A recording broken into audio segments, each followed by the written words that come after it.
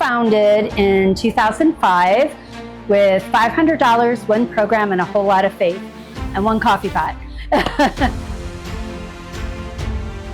We were founded because I had several survivors disclose their stories to me. They were looking for resources, and back in 2005, there just weren't as many available resources for survivors of sexual violence. I left that book signing with 5 phone numbers in my pocket, and the next morning I got up, and 14 phone calls later,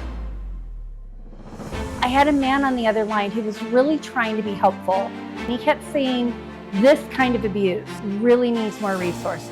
He couldn't even say sexual assault. So I thanked him for his time. I hung up the phone, I looked up at God, and I said, there's got to be a better plan than this.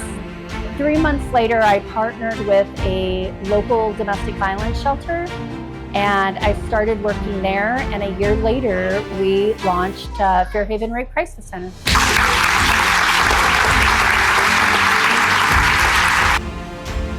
I worked in anti-trafficking across the state of Indiana, and Fairhaven was a really, really special safe haven and resource to a lot of human trafficking survivors. But something that would come up time and again was a lack of housing resources, and what this will offer, the opportunities that survivors will have to exit violence and find stability and foster joy and be their best selves is what I'm most excited about.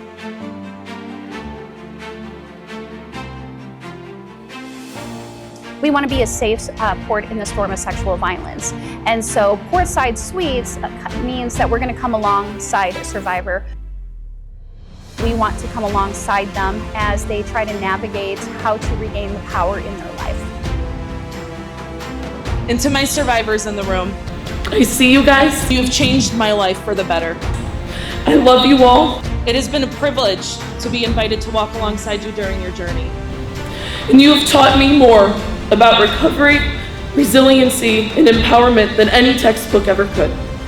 You have helped me more in my own recovery for much more than you guys even know. I hear you, I believe you. We really are in this together, and I am honored to be along for the ride, and I love you guys so much.